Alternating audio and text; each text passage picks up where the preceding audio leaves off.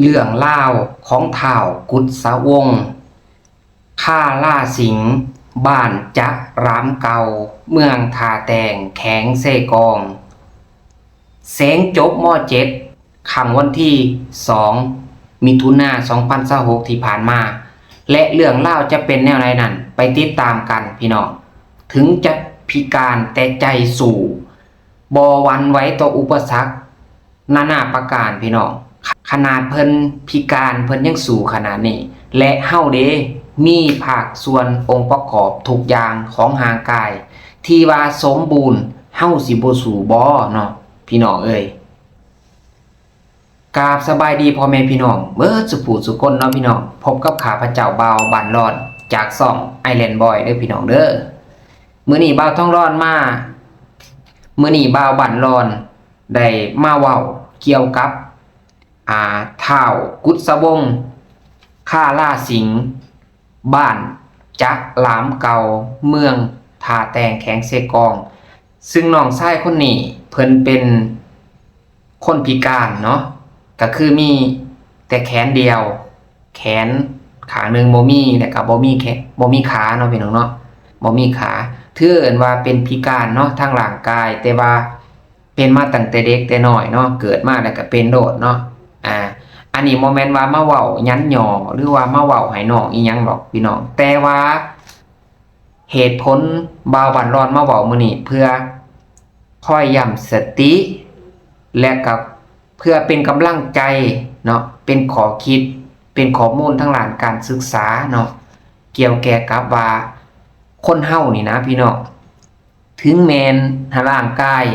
สิพิการเนาะพิกลพิการสิง่อยเปียเสียขาแต่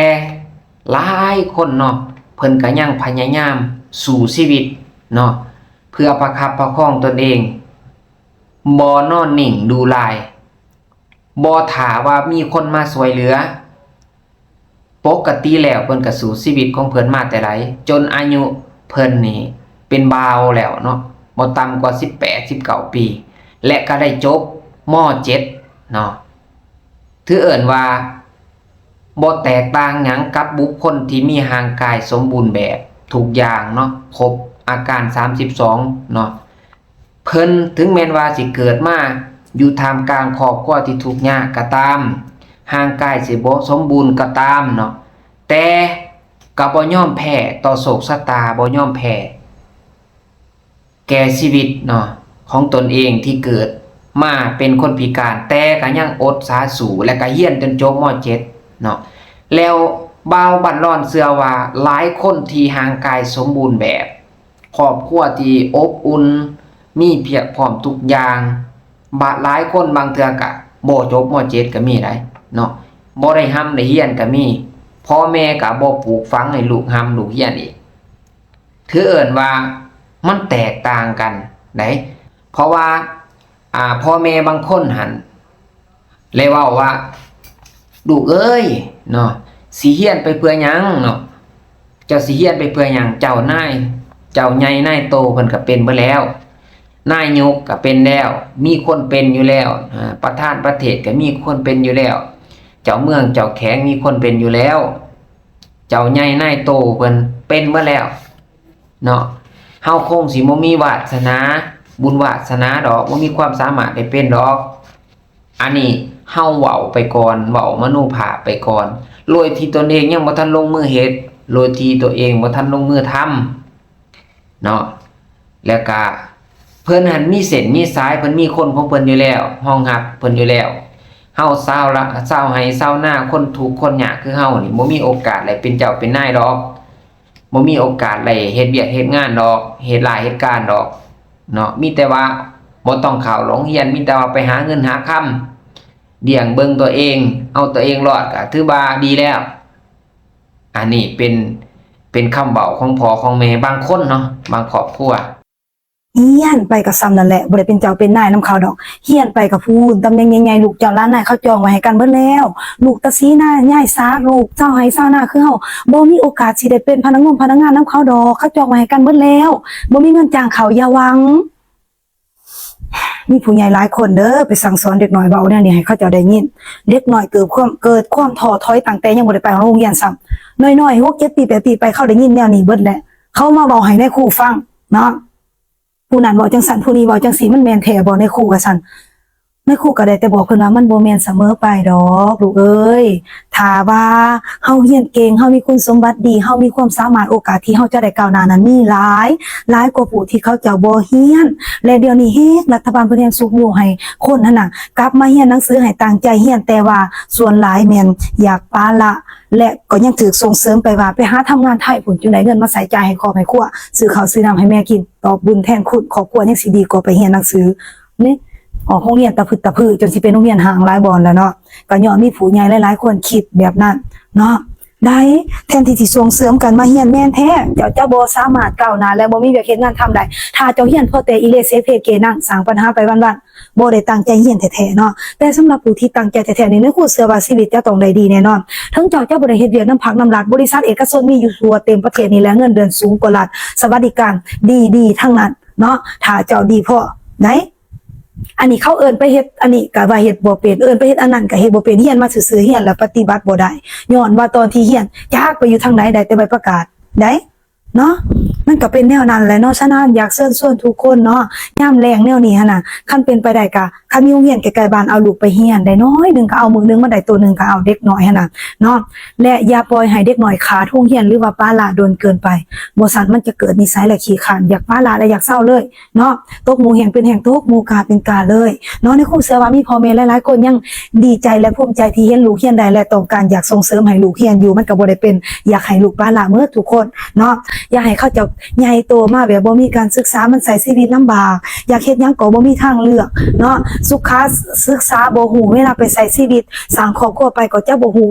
ที่จะสั่งสอนลูกของตนเองต่อไปก็เลยป้าปล่อยไปเรื่อยๆเติบใหญ่ไปเรื่อยๆแบบนั้นคันเฮาเรียนอย่างน้อยเฮาก็ได้เอาปฏิบัติในชีวิตตนเองเนาะโรงเรียนเพิ่นบ่ได้สอนแต่ความรู้เพิ่นสอนสุขการใช้ชีวิตเวียกเฮือนเวียกซ่านสอนเบิดทุกแนวฉะนั้นบ่ได้ใส่อันนึงแน่นอนเฮาก็ต้องได้ใส่อันนึงเนาะมันจะบ่ได้ทิ่มเปล่าๆเด้อเนาะให้ลูกไปเรียนซะเถอะเนาะอย่าสุว่าเรียนไปเฮ็ดหยังเรียนไปก็บ่ได้เป็นเจ้าเป็นนายก็อย่าสุอยากเป็นเจ้าเป็นนายเถอะเนาะเลย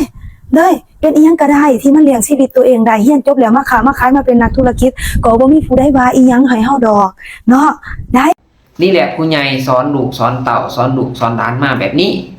ก็จึงเป็นปรากฏการณ์หย่อนถ่อเฮ็ดให้สังคมเฮานี่เกิดมีการเปรียบเทียบหลายขึ้นเกิดมีการยันหย่อตัวเองโดยที่ตัวเองนี่มีความสามารถมีศักยภาพนี่หลายแต่ว่าเอาบรรทัดฐานคำเว้าแบบเดิมๆที่สืบต่อกันมาเว้าต่อกันมาโดยหาข้ออ้างใส่ตนเองได้โดยหาข้ออ้างว่าเฮาทุกข์เฮายากเฮาบ่มีเงินมีคำหรอกลูกเอ้ยบ่ต้องต้องเรียนหรอกและกับพ่อแม่นี่เป็นคนที่บ่ฝากใฝ่ในการศึกษาและก็บ่ประมาทพ่อแม่บางคนนี่บ่ได้ได้เรียนกึกหนังสือบ่เป็นหอหนังสือหนังหาบ่ได้ได้เรียนแต่ว่ามีความมุ่งมั่นตั้งใจผลักดันให้ลูกให้ลูกลูกเรียนให้ลูกได้ศึกษา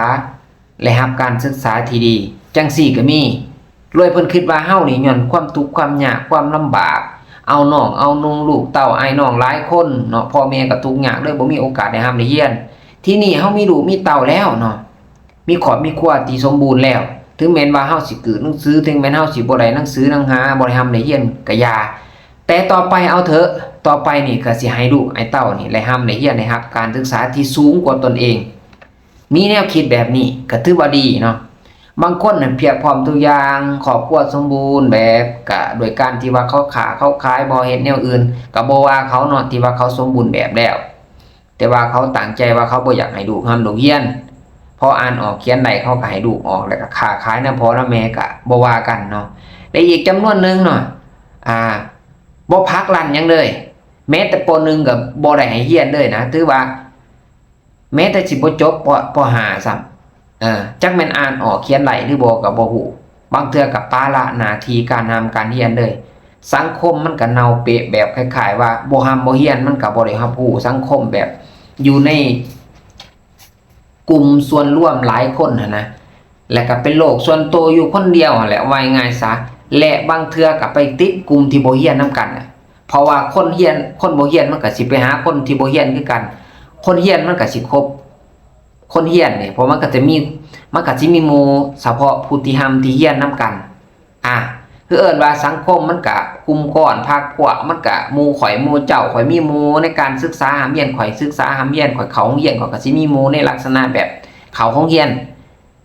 ซิกเซนมันเข้ากันเนาะธาตุขันธ์มันเข้ากันมันก็สิไปในกลุ่มนั้นเพราะว่าเฮาฝากไฟในการศึกษาหามเรียนเฮาก็สิมีหมู่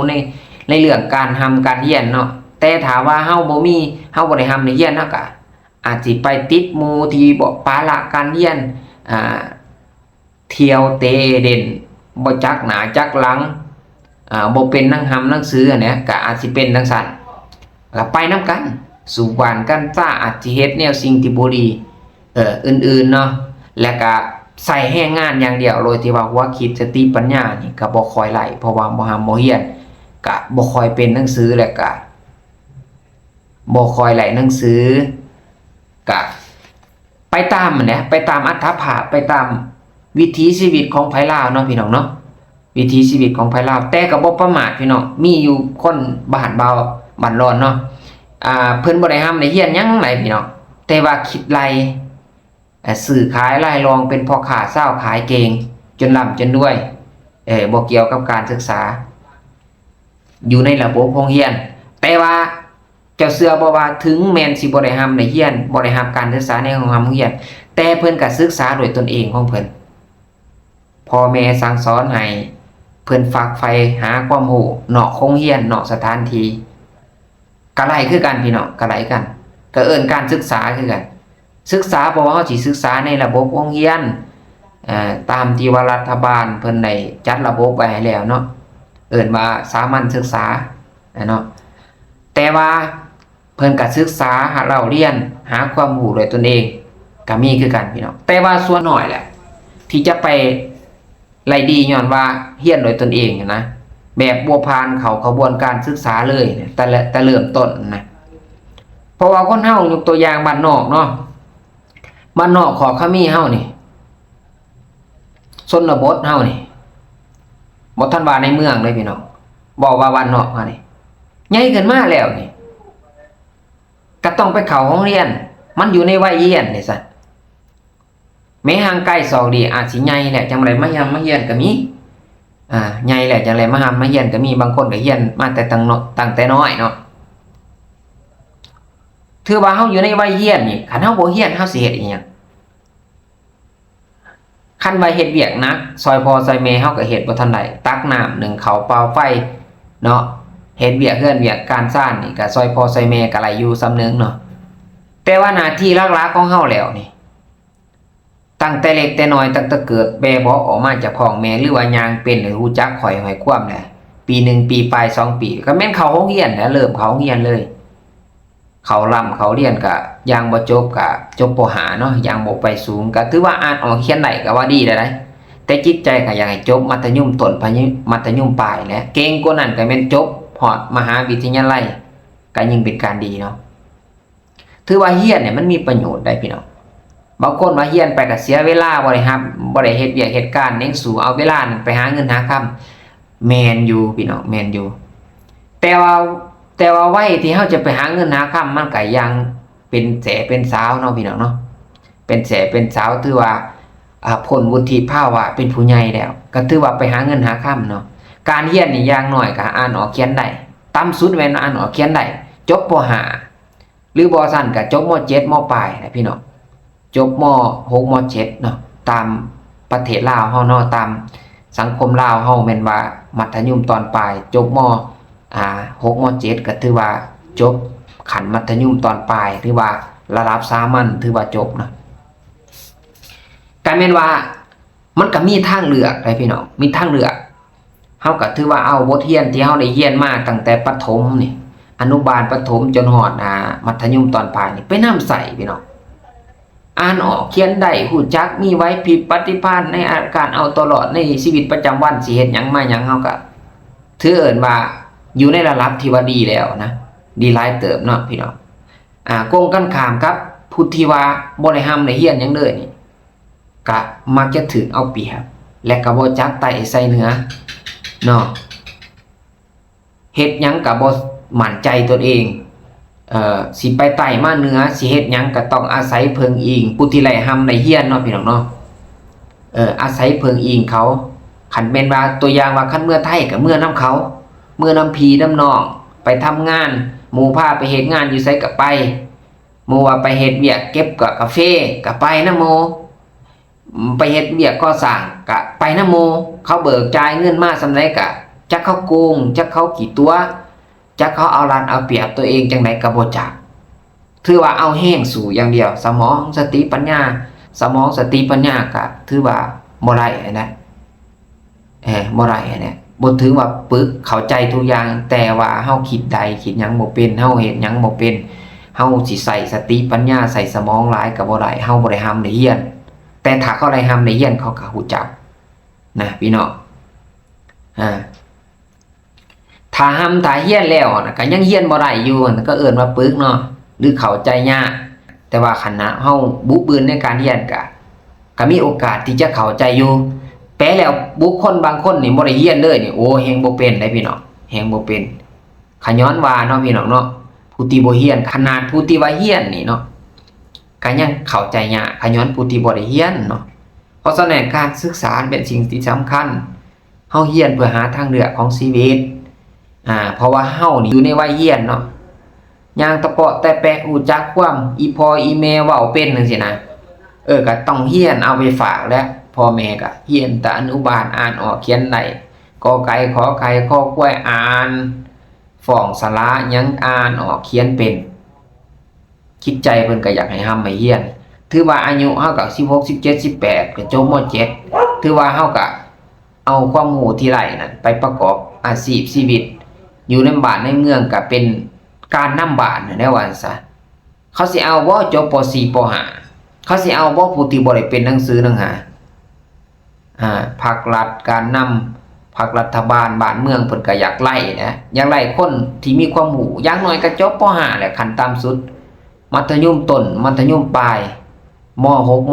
.7 เอาลูกเอาเมียอยู่บ้านอยู่เมืองเพิ่นก็สิให้เป็นคณะบ้านนั่นแหละเป็นนายบ้านนั่นแหละพี่น้องเอ้ยเป็นการเป็นผู้นำของบ้านนั่นแหละก็ถือว่าอาศัยว่าเพิ่นนี่ได้หำได้เรียนมีหัวจักรักแรงถือว่ามีสติปัญญามีความรู้ก่อนหมู่อยู่ในบ้านก็เอาผู้นั้นแหละพี่น้องเอ้ยสิเอาผู้ใดฉะนั้นแล้วเฮาสรุปว่าคันถือว่าเฮาก็ต้องเลือกเอาผู้ที่มีความรู้มีระดับการศึกษานี่มาเป็นผู้นำเพราะฉะนั้นการเรียนนี่มันจึงเป็นสิ่งที่สำคัญได้พี่น้องถือว่าเฮาจบขันมัธยมต้นมัธยมปลายแล้วเฮาสิไปทางไหนมี2ทางเฮาจังไปเนาะถือว่าเฮาอยู่ในวัยเรียนแล้วเฮาสิบ่เรียนนี่ก็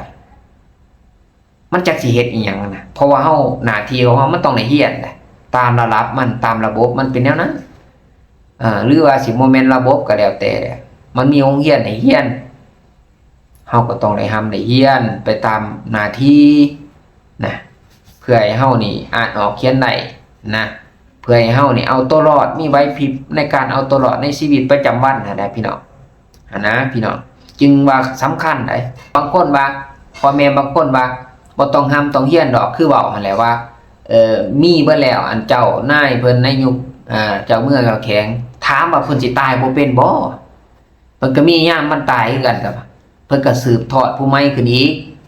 และเฮานี่ให้คิดจังซี่เนาะเฮาจะไปคิดคาดหวังแต่ว่าเฮาสิไปเป็นเจ้าเป็นนายเฮ็ดเป็นข้าราชการเวียกเอกชนนั่นแหละหรือเฮ็ดธุรกิจต่างๆนั่นนี่ถ้าเฮามีความสามารถมีความรู้ความสามารถแล้วเขาก็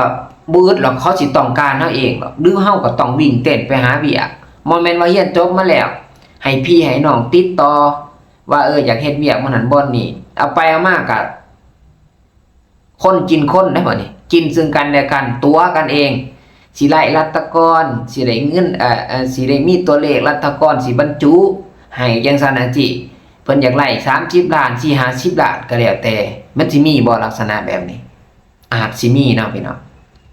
ก็ป้อนเงินป้อนคำให้กันบางเทื่อก็รอท่าก็เบิดเงินไปซื้อขายงัวขายหายขายนาเพื่ออีหยังเจ้านั่งซื่อๆแต่ว่าอยากให้เวียกมาหาเจ้าคนมันตายเป็นกอบมันหลายแล้วแต่โอกาสเจ้าไปหาเองเด้อ เวียกอันไหนมันเฮ็ดไหลจะไปนั่นสินะพี่น้องหาเงินในออนไลน์บ่จังสิเฮ็ดTikTok YouTube ขายออนไลน์สิเฮ็ดเวียกนำเอกชนอีหยังอื่นๆน่ะสิ่งใดที่เฮาพอเฮ็ดไหลก็เฮ็ดไปโลดอันจะไปหวังว่าจะต้องเป็นเจ้าเป็นนายจะต้องเป็นเจ้าเมืองเจ้าแข้งเฮ็ดเวียกอยู่ของด่างการบ่จะไปคิดอันเดียวแบบนั้นคิดโลดโผนเส้นทางเดียวคันบ่ไหลตัวนี้ก็บ่อยากไปไสบ่อ้าวบ่ไปบ่เป็น จักแม่นแนวเฮาคิดแนวใดอาจสิบ่อยากไปบ่กล้าไปบ่กล้าเผชิญหน้าคิดว่ามันสิยากบ่หรือหยังหั่นนะอาจสิบ่มั่นใจตัวเองบ่สินะ ด้วยเหตุผลอะไรก็แล้วแต่บางคนเรียนจบมายังไปนั่งถามว่าอยากให้เขาเจ้ามีหลายคนบาร้อนถามเนาะ เจ้าเรียนจบมา 2-3 ปีแล้วจะได้เฮ็ดเวียกอยู่ไสจะเฮ็ดเวียกอะไรบ่ไปยืนอยู่ของการนั้นไปยืนอยู่ของการนั้นนี่ไปยืนอยู่บริษัทนี่เขารอท่าเขาสิไปสัมภาษณ์ว่าจังซั่นจากจ้างใดเขาสิจ้ะโนมีดอกแบบนั้นมีแต่ไปสมัครโลดจากว่าเขาประกาศรับสมัครพนักงานก็ไปสมัครไล่ก็เฮ็ดบ่ไล่ก็แล้วเขาก็สัมภาษณ์เขาก็นัดมือสัมภาษณ์จังซี่บ่ไล่ก็คือบ่ไล่ไปอันนี้มานั่งถามว่าเขาสิเขาบ่เจ้าหรอกจักเป็นเว้าแนวไหนแนวน่ะมันบ่มีแต่เฮาไปหาเองโดดไปสมัครเองโดดนะอันนี้เว้าสู่ฟังนะอันนี้เป็นปรากฏการณ์ย่อท่อว่าคนเฮาน่ะพ่อแม่น่ะบางคนหลายเลยแหละมีความปลูกฝังว่าบ่ต้องเรียนดอกเจ้านายเพิ่นเป็นหมดแล้วเฮาบ่มีบุญวาสนาดอกเรียนจบมากะบ่มีเวียกเฮ็ดงานทำดอกเขาจะมีคนของเขาอยู่แล้วมีญาติพี่น้องเผาเสือโคงคันเขาอยู่แล้วเฮานี่บ้านนอกขอเขามีบ่มีเส้นมีสายบ่มีโอกาสได้เป็นเจ้าเป็นนายนำเขาดอกบอกจังซั่นลูกเต้ามันก็บ่อยากเรียนถ้าบ่มีผู้ปักลันบ่มีไผส่งเสริมนี่ก็บ่ได้เรียนแล้วแม้แต่ว่าอยากเรียนพ่อแม่บ่ซัพพอร์ต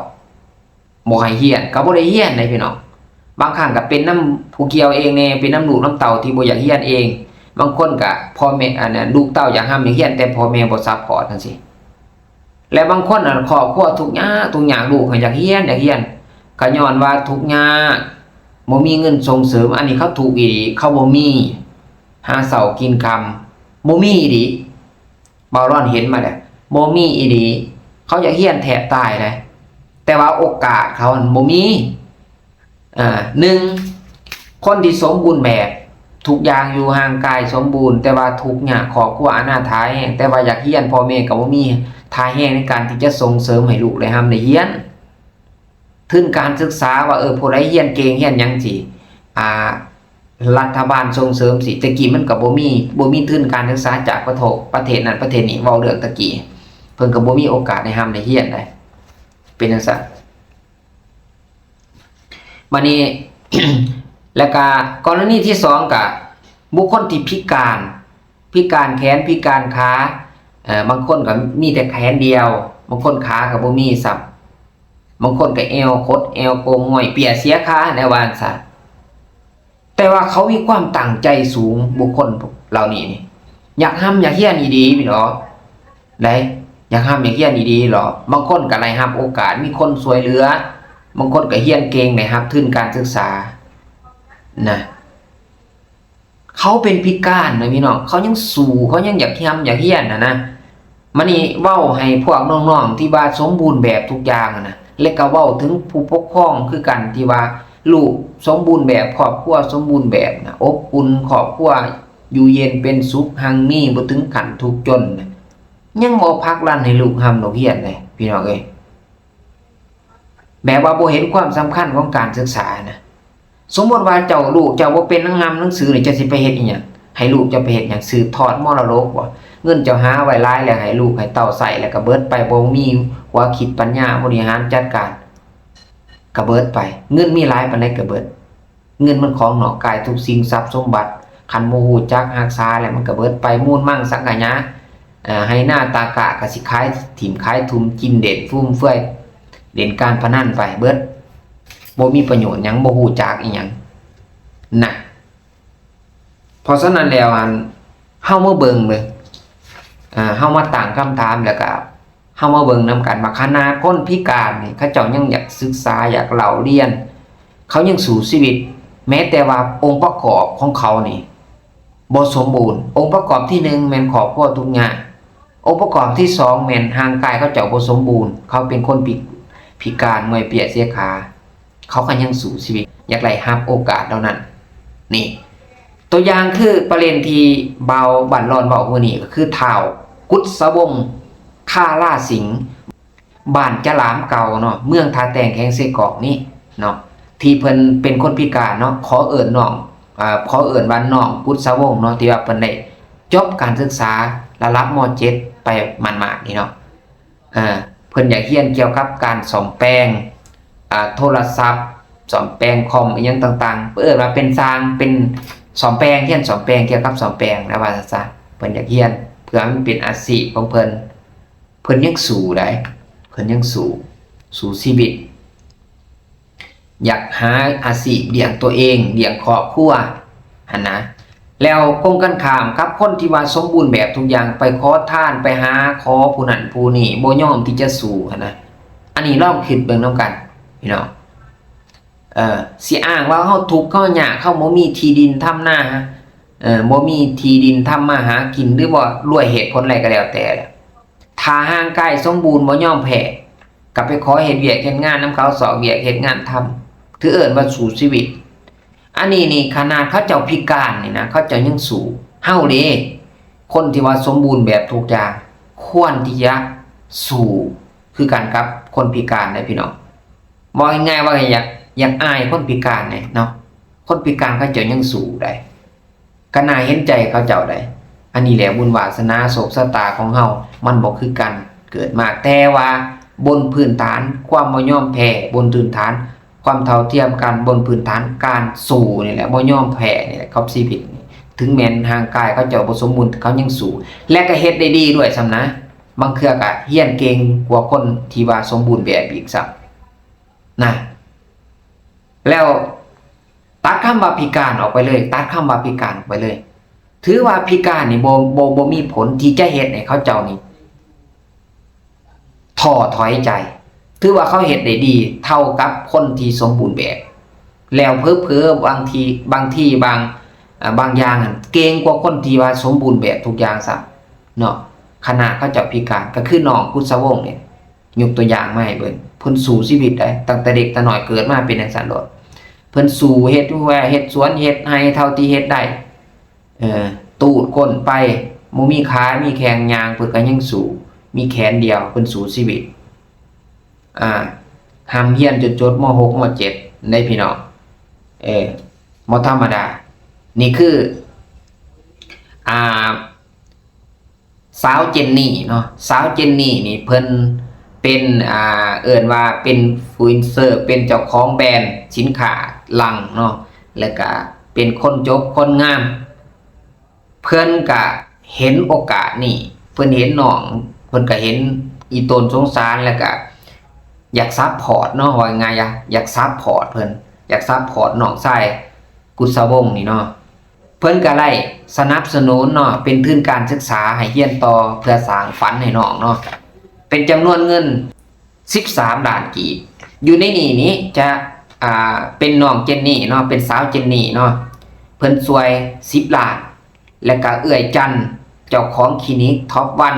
ประกอบส่วนอีก3ล้านรวมทั้งหมดเป็น13ล้านแล้วก็แลโอนให้น้องแล้วก็ปลอบใจน้องแล้วก็ให้กำลังใจน้องเนาะว่าสู้เด้อให้เจ้าสู้ต่อไปให้สานฝันให้สำเร็จเจ้าอยากเรียนซ่อมแปลงอยากเรียน IT จังซี่เป็นอาชีพของเจ้าเพื่อมาเลี้ยงตัวเองบ่ได้เป็นภาระไผบ่เป็นภาระสังคม สบายดีทุกคนพอดีเจนกำลังจะเดินทางไปต่างประเทศเนาะแล้วเจนกำลังไปเห็นน้องเพื่อนผู้นี้เนาะที่เราหากุญยันจบนะทุกคนเนาะเห็นแล้วเอ็นดูเพื่อนเนาะเพื่อนมีความตั้งใจแฮงเนาะเจนก็เลยจะสมทบทุนเนาะให้เพื่อนมีเงินไปเรียนต่อเพื่อประกอบวิชาชีพให้กับตัวเองเนาะจะได้มีอนาคตที่ดีสบายดีน้อง สบายดีเลย โดยน้องซื้ออย่างล่ะ น้องซื้อคุณสวง อายุจากปีแล้วล่ะ น้องอายุ19 ปีนะ น้องหากุญยันจบม .7 หวา เคย อ๋อเอื้อนซื้อเจนนี่เด้อก็คือตัวจริงเสียงจริงเนาะทุกคนเนาะน้องซื้อกูสบายดีไว้ล่ะไว้ สบายดี และเอ้ยจะให้ทุนน้อง10 ล้านกีบเนาะเพื่อให้น้องเนาะมีทุนไปเรียนต่อเพื่อประกอบวิชาชีพและน้องเดมีความฝันอยากเรียนหยัง ป่าเลี้ยงเฮียนสายไอทีสายซ่อมแปลงโทรศัพท์ อ๋อเดินทางไปต่างประเทศเอ้ยก็ต้องขอโทษน้องหลายๆแล้วก็ยิบโทรกลับน้องเลยเนาะตอนนี้เอ้ยก็อยู่สนามบินซื้อไอ้จังเด้อเราเป็นเจ้าของคลินิกท็อปวันเนาะเราประกอบส่วนมา3 ล้านกีบแล้วของเอ้ยหัน10 ล้านจะถูกอีก13 ล้านกีบแต่น้องเด้อ น้อย เอาเงินก้อนนี้ไปบริหารไปจัดการไปวางแผนต่อยอดให้ตัวเองมีอนาคตเด้อตั้งใจห้ำเหียนเด้อน้องเด้อเอาให้นะเฮามีเงินไล่เท่าใดแต่ถ้าเฮาบ่มีความรู้มีเงินเป็นตื้อเป็นพันก็หมดแต่ถ้าเฮามีความรู้มันจะติดตัวเฮาไปตลอดชีวิตและเฮาจะเอาความรู้นั้นมาหากินและสามารถหาเงินได้ตลอดเลยน้องแล้วเฮาจะบ่มีมือทุกข์มือยากอย่างน้อยเฮาบ่รวยแต่เฮามีเงินบ่ขาดมือเด้อล่ะเด้อค้าขายนะมันเฮ็ดให้คนเฮานะประสบผลสำเร็จหลายแล้วเด้อล่ะน้องบ่ต้องท้อเด้อน้องเป็นคนที่เก่งที่สุดนับถือใจน้องเลยเด้อล่ะเด้อ น้อย ไอ้นี่ขอส่งกำลังใจให้น้องเด้อไปเฮ็ดหน้าที่ของน้องนะให้ดี เต็มที่ในเวของน้อง ตกทุกข์ได้ยากลำบากขาดเขินและโทรมาหาเอ้ยโลดบ่ต้องเกรงใจ อันใดเอ้ยซอยใดเอ้ยจะซอยน้อง อันใดเอ้ยให้ความรู้ใดเอ้ยจะให้ความรู้โอเคบ่ น้อย โอเคเพราะว่าเอ้ยกับเวลาบ่หลายเอ้ยกำลังสิบินต่ออีก5 ชั่วโมงคุณน่ะล่ะเขาเจ้ากับเอิ้นขึ้นเครื่องแล้วเนาะมีแต่น้องส่ง QR มาแล้วเอ้ยจะโอนให้น้องเป็น13 ล้านเด้อล่ะเด้อ น้อย โอเค เลยล่ะ เอาขอให้น้องสุขภาพแข็งแรงสู้ๆเด้อล่ะเด้อ น้อย เอาดีใจบ่ ดีใจ ตอนนี้เขาก็โอนไปให้เพื่อนแล้วเนาะ13 ล้านกีบนะทุกคนเนาะสุดท้ายนี้เนาะสิ่งที่เจนอยากบอกน้องเพื่อนก็ขอให้น้องเพื่อนเนาะสำคัญคือสู้และก็อดทนและก็ขอให้น้องเนาะมีอนาคตที่สดใสเจอแต่สิ่งที่ดีความเจริญได้อน้องเด้อ บ่ได้เอ่ยปากว่าขอเงินเจ้าในเด้อจังซั่นสิบ่แต่นี่ก็โดยบุญของเราเนาะขอให้เราประสบผลสำเร็จในการศึกษาขั้นต่อไปเนาะ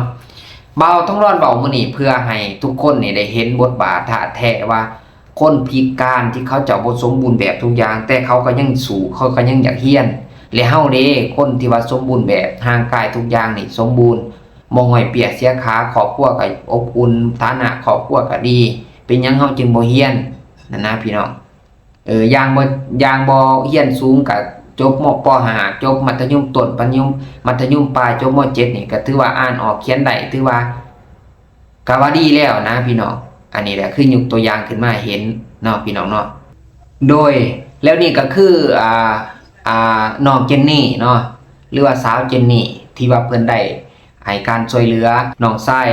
กุศวงศ์เนาะและก็เป็นจำนวนเงิน13 ล้านกีบเนาะ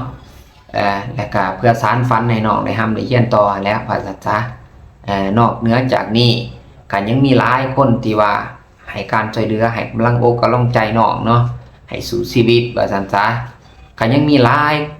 คนนะที่ว่าพิการอยู่ในประเทศลาวอยู่ในโลกใบนี้นี่หลายคนก็เลยรับโอกาสที่ดีเนาะก็ด้วยความตั้งใจคือกันไหนตั้งใจอยากอยากเรียนบุกบืนสู่ส้นคือกันไหนคันพิการและนั่งซื่อๆบ่พยายามที่ว่าจะพักแอคทีฟตัวเองบ่อยากมาว่าบ่บ่เฮียนบ่เฮ็ดบ่หยังน่ะบ่สู่ชีวิตก็มีพี่น้องแต่ว่าพิการอันนี้น้องเพิ่นนี่สู้อีดีอันยกตัวอย่างน้องเพิ่นนี่สู้แฮงอีดีสู้กับโชคชะตาตัวเองสู้ครับบ่คิดว่าบ่เว้าบ่ตีบ่ฮีว่าตัวเองนี่สิเกิดมาในสภาพใดก็แล้วแต่หมู่ครูสิบูลลี่ว่าเป็นคนพิการเป็นแนวนั้นแนวนี้เราว่าเราบ่แคร์เพราะว่าเฮานี่ก็ยอมรับว่าเฮาก็เกิดมาก็เป็นแบบนี้คือกันก็บ่เสียใจว่าหมู่เว้าจังซั่นเพราะว่าคันว่าหมู่เว้าว่าพิการเนี่ยตัวเองก็พิการดีๆแล้วเฮาจะไปเครียดเพื่อหยังไปโกรธไปเครียดเพื่อหยังบ่อยากให้เขาว่าตัวเองพิการทั้งที่ตัวเองเป็นพิการเฮาสิว่าบ่ต้องเว้าให้ข่อยนะข่อยบ่แม่นพิการสิเป็นซะมันก็บ่แม่นเนาะเฮาสิหามคนเว้าก็บ่ได้เนาะเฮาก็ต้องทำใจว่าโอ้เฮาก็พิการดีๆเฮาควรสิคืนกลับกันพวกที่สมบูรณ์แบบบ่ต้องไปบุรีเขาเจ้าเด้อผู้เห็นเขางอยเปียเสียขาเห็นเขาทุกข์เขายากอย่าไปเหยียบย่ำซ้ำเติมอย่าไปลูหมิ่นลูแค้นเขาก็มนุษย์คือกันกับเฮาซอยหยังเขาบ่ไร้กาอย่าไปลูหมิ่นลูแค้นเขาให้หยังบ่ไร้ให้กำลังใจเขาพี่น้องเอ้ยให้กำลังใจเขาอย่าไปเหยียบย่ำซ้ำเติมเขาลองจะพิการคือเขาแน่เถาะลองเบิ่งจะสิได้รู้สึกจะสิสู้อะไรคือเขาบ่ขอย้านเจ้า อาจสิสู้บ่ได้เท่าเขากับเขาซะเพราะฉะนั้นจะโชคดีแล้ว เจ้าเกิดมาสมบูรณ์แบบ เพราะฉะนั้นแหละหั่นอย่าไปเหยียบย่ำซ้ำเติมอย่าไปลูมินดูแค้นเขาคันฟังผู้พิการคือน้องนี่เพิ่นก็สิคิดแล้วโอ้เจ้าโชคดีแล้ว ที่เจ้าสมบูรณ์แบบให้เจ้ามาเป็นแบบข่อยเบิงเจ้าสิได้รู้สึกแล้วก็สิว่าจังซั่นอยู่ได้เนาะพี่น้องเนาะแล้วก็อยากว่าจังซั่นอยู่ได้คันเฮาว่าห่างกายสมบูรณ์แบบนี่โอ้ยคันเฮาห่างกายสมบูรณ์แบบนี่เฮาคือสิเฮ็ดได้ดีกว่านี้หลายเท่าอันนี้เฮาบ่สมบูรณ์แบบเฮาง่อยเปียเสียขาไปยากมายากเฮาก็ยังสู้ส่ำนี้เนาะแต่ถ้าเฮาบ่สู้เด้แฮงบ่ได้มาฮอดจุดนี้เราอาจสิคิดแนวนั้นเพราะฉะนั้นแล้วเราให้กำลังใจตัวเองและก็ครอบครัวซัพพอร์ตเราให้กำลังใจเฮาบ่ต้องไปโหยหาความเห็นอกเห็นใจบ่ต้องไปโหยหาความฮักจากคนอื่นหรอกพี่น้องจากคนอื่นก่อนอื่นมืดเฮาต้องฮักตนเองสำคัญแม่นให้กำลังใจตัวเอง2มาแหละแม่นครอบครัวพ่อแม่บ่ติบ่หิถึงว่าลูกสิเกิดมาในสภาพแบบไรก็อย่าแต่ว่าลูกก็คือลูกเฮาก็ฮักบ่ว่าหน้าเขาสิคือผีคือเปรตก็อย่าบ่ว่าเขาสิเกิดมาบ่มีแขนมีขาก็อย่าแต่ว่าเขาได้รับโอกาสที่ว่าเกิดมามีลมหายใจแล้วเฮาก็ต้องเดียอย่างดูเบิ่งแย่งเขาและก็ฮักเขาคือกับเขาลูกเป็นลูกแท้ๆของเฮาเดือดเนื้อเสื้อไขของเฮาเป็นก้อนเดือดของเฮาว่าซั่นซะแล้วลูกเต้าเองที่ว่าเขาเจ้าหันเห็นพ่อแม่ให้ความอบอุ่นผู้ที่เขาพิการนะและเห็นพ่อแม่ให้ความอบอุ่นให้ความอีดูกูหน้าให้ความโอบเอื้ออารีและให้ความฮักแก่เขานะเขาเจ้าก็มีกำลังใจสู้แม้แต่ว่าทางกายเขาเจ้าสิพิการเขาก็สู้เพราะว่าเขารู้สึกว่าพ่อแม่อยู่เคียงข้างเขาเป็นกำลังใจให้เขาบ่ทิ่มปะละว่างเขาถึงแม้นว่าเขาสิเป็นคนขี้ร้ายขี้เร่เป็นคนพิการแต่ว่าพ่อแม่ก็ยังฮักเขานะพี่น้องนี่แหละกำลังใจที่ดีที่สุดคือครอบครัวและก็เขาก็ให้กำลังใจตัวเองนะพี่น้องอันนี้เป็นเรื่องที่สำคัญเป็นเรื่องที่ว่าเอาเป็นแบบอย่างที่ดีเนาะในการต่อสู้ที่บ่ยอมแพ้เนาะต่อโศกชะตาต่อห่างกายตัวเองถึงแม้สิเกิดมาแบบไรเขาก็สู้นะพี่น้องและก็นอกเหนือจากสาวเจนนี่เพิ่นได้ซอยแล้วเนาะก็ยังมีบ่าวเตียงทองเนาะและก็มีหลายคนแหละที่ว่าให้การช่วยเหลือเกื้อกูลเนาะและไปฮอดเรือนฮอดซ่านมอบสิ่งมอบของให้เงินค้ำกำแก้วใส่หรือว่าไปให้กำลังใจเนาะให้กำลังใจเห็นอกเห็นใจจังซี่นะพี่น้องสิหลายสิน้อยก็เฮาบ่ว่ากันถือว่าเป็นผู้ที่มีน้ำใจบ่าวบ้านร้อนไปเห็นแล้วโอ้ก็น่าสงสารนะกะน่าเห็นอกเห็นใจเราก็อยากห้ามอยากเฮียนอีหรออันน่ะเป็นเบิ่ง โอ้ใส่โอ้ ระยะไปโอ้ ย้อนมันเดี๋ยวคน มันเครื่องนี่เปื้อนเลยเนาะ เปื้อนนั่นแหละ หลีกเลี่ยงบ่ได้แห้งใจเนาะ เปื้อน เจ็บจะได้แล รู้สึกว่าก็หยุดได้เห็นน้องติ๊กเป็นอย่างนี้ก็ทำก็ได้กัน เบิ่งตี้พี่น้องอายน้องพ่อแม่เพิ่นให้กำลังอกกำลังใจกันพี่น้องบ่ยอมแพ้ต่อโศกชะตา มีคนเขาเอาคำมาบอกเลยให้น้องเตือนห้องแบบว่าคิดน้องว่าถือสาบอก ก็ดีแล้ว น้องก็ฮู้ว่าน้องเป็นแบบนี้ ถือว่าเป็นภาพประกอบเนาะพี่น้องเนาะเป็นภาพประกอบเพื่อให้ทุกคนได้เห็นว่าคนเฮานี่ถึงแม้นสิพิการแต่เพิ่นก็ต่อสู้บ่ยอมแพ้พี่น้องเอ้ย จุบเจืออยู่เนาะหน้าตาเราแต่ว่า นี่มืดเลยได้เปลี่ยนเนาะ เด้อ แขนขากับแขนแล้วก็มืดเลยแล้วก็ อันนี้ก็ติด ติดเลยจาก5 นิ้วเนาะ2 นิ้วนี้เป็น ยังมีความฝันว่าอยาก อยากไปเห็นไอที ไอ้ที่ เลย ที่ก็เป็นของนี้เนาะ อยากไปเห็นไอทีสายส่งแปลงโทรศัพท์ โอ้หมักแบบสอดแป้งโทรศัพท์ เด้อน้องไปก็เข้ามาเทื่อแรกจังอันนี้ก็ให้น้องเก็บไว้เนาะซื้อแนวจำเป็นเด้อน้องเด้อ200,000พี่น้องเนาะเพราะว่าให้น้องเพิ่นซื้อแนวจำเป็น มื้อนี้บ่าวบ้านร้อนนี่มาเว้าสู่ฟังให้เฮาเห็นภาพ ว่าโอ้ขนาดเพิ่นเป็นคนพิการจังซี่นะเพิ่นยังสู้อะนะคนก็บ่แม่นขี้ร้ายตายเปเนาะหน้าตาซอใสสู่ชีวิตต่างแต่ว่าบ่มีแขนข้างหนึงและก็บ่มีขาเท่านั้นหันนะเนาะท่านผู้ชมที่ชมอยู่นี่เนาะที่สมบูรณ์แบบนะมีทุกสิ่งทุกอย่างหันนะบ่เว้าเรื่องเงินเรื่องคำเว้าว่าห่างกายนี่ซะเนาะพี่น้องเว้าเป็นข้อมูลการศึกษาเป็นข้อคิดสติปัญญาเป็น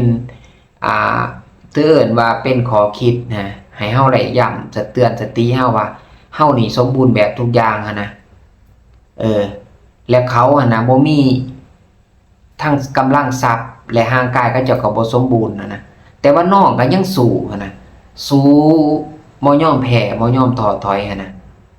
เฮาเห็นคลิปนี้แล้วเฮามีความคิดเห็นแนวใดลองคอมเมนต์เด้อพี่น้องเด้อลองคอมเมนต์ออกความคิดความเห็นในลักษณะสร้างสรรค์เบิ่งพี่น้องลองคอมเมนต์มาทั้ง2คอมเมนต์เฮาเบิ่งพี่น้องว่า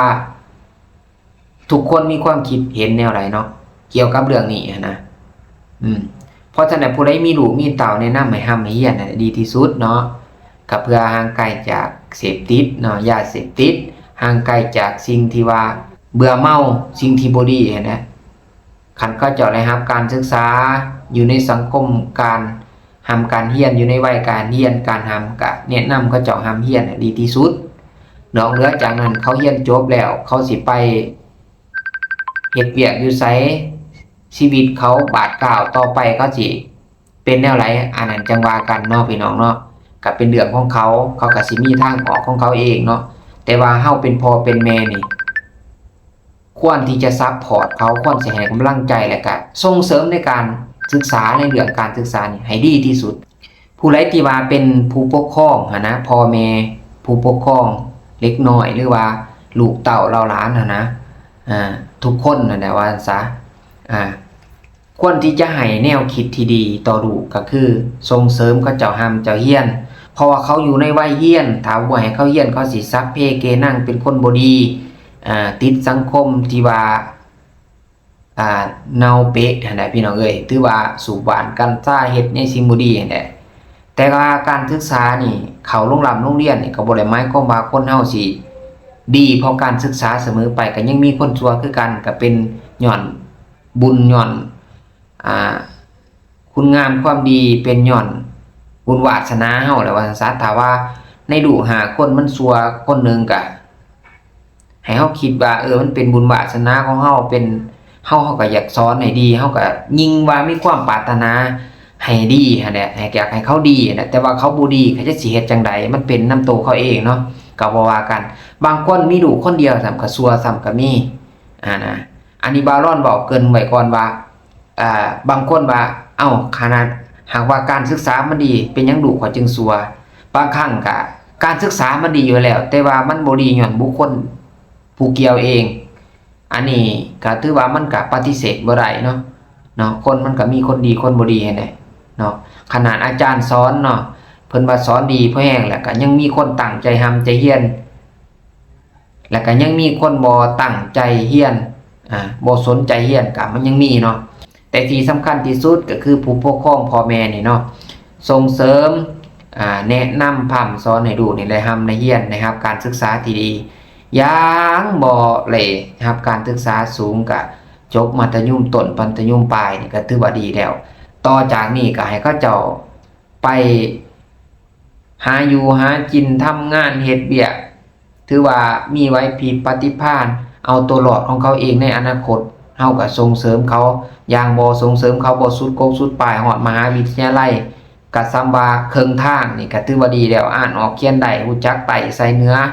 และรับการศึกษารู้จักถอยหอยความว่าซะ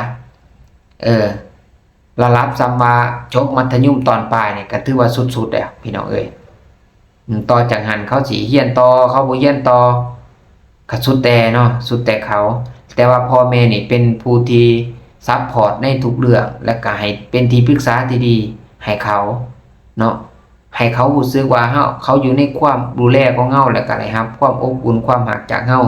บ่ว่าเขาสิมักในทางใดคงจะเป็นผู้ที่ว่าซัพพอร์ตเขาเนาะ ในทุกร้านว่าซั่นซะเนาะในทุกร้านว่าซั่นซะก็ถือว่าหวังอย่างยิ่งว่าคลิปนี้เนาะจะเป็นข้อมูลการศึกษาที่ดีและก็เป็นถ้อยคำสละสลวยเป็นถ้อยคำที่เป็นเนื้อหาที่ดีว่าซั่นซะในการที่ว่าเบาบั่นร้อนมาเว้าในมื้อนี้เพื่อเป็นแรงผลักดันเพื่อเป็นกำลังใจให้คนที่ว่าบ่อยากทำอยากเรียนให้คนที่ว่าหลงทางผิดเนาะว่าการศึกษานี่บ่ดีแล้วก็ปาราการทำการเรียนนะและก็บ่เห็นความสำคัญของการศึกษานะเบาบั่นร้อนอยากบอกว่ามันสำคัญหลายการศึกษานี่เนาะพี่น้องและก็สุดท้ายก็อยากบอกว่าห่างกายของคนเฮานี่หลายคนเกิดมาบ่คือกันสิด้วยกรรมด้วยเวรด้วยเหตุปัจจัยแนวใดก็แล้วแต่แหละหวังว่าทุกคนจะเอาน้องกุศวงศ์นี่ที่พิการนี่เป็นแบบอย่างที่ดีเนาะขนาดเพิ่นเป็นพิการเพิ่นก็ยังสู้ซนเพิ่นก็ยังบ่ยอมแพ้นะและเฮาเด้ร่างกายสมบูรณ์แบบทุกอย่างเป็นหยังจะต้องยอมแพ้อันนี้คือจุดประสงค์ที่บ่าวบั่นร้อนอยากเว้าเนาะพี่น้องเนาะหวังว่าคลิปนี้จะเป็นกำลังใจให้ทุกคนเด้อพี่น้องเด้อและก็ดีใจเนาะขอบใจแทนน้องเนาะแทนน้องกุศวงศ์เนาะที่ได้รับการศึกษาและรับการซัพพอร์ตและรับกำลังใจจากหลายภาคส่วนเนาะขอบใจแทนเพิ่นอีดีเนาะบ่าวบั่นร้อนก็เห็นเพิ่นแล้วก็สงสารอีโตนเพิ่นเนาะแล้วก็ดีใจเนาะที่ว่ามีคนเข้ามาช่วยเหลือเห็นความฝันของน้องที่อยากเรียนการสร้างเรียนซ่อมแปลงต่างๆเนาะอันนี้คือความฝันของเพิ่นเรียนจบแล้วเพิ่นมีวีซ่าความรู้แล้วเพิ่นก็สิได้เลี้ยงตนเองบ่ได้เป็นภาระของสังคมบ่ได้ปล่อยเอาจุดบกพร่องของตัวเองไปหากินก็คือไปขอลงขอทานขอโดยที่ตัวเองบ่ได้เฮ็ดลงเรือลงแห้งนะพี่น้องก็ดีได้เพิ่นอยากหาวีซ่าความรู้มาใส่ตัวมันเองเพื่อเลี้ยงชีวิตของตัวเองและก็ครอบครัวนะอันนี้เป็นสิ่งที่ดีหลายและก็มีคนที่ว่าใจบุญเนาะใจดีให้การช่วยเหลือเพิ่นก็ถือว่าหยองย่อส้มเซยดีอกดีใจเนาะดีใจที่สุดแทนน้องเพิ่นเนาะพี่น้องอันนี้คือเรื่องราวของท้าวกุศวงศ์ฆ่าล่าสิงเนาะที่บ้านจะรามเก่าเมืองทาแตงเนาะแข็งเซกองเนาะพี่น้องเนาะขาดตกบุกพองมาไรเบาบ่คักบ่แน่เนาะพี่น้องขอโทษขออภัยหลายๆเด้อพี่น้องเด้อสำหรับมื้อนี้เนาะบ่าวบั่นร้อนต้องขอตัวลาทุกคนไปก่อนเนาะเจอกันคลิปหน้าเด้อพี่น้องเด้อขอบใจพี่น้อง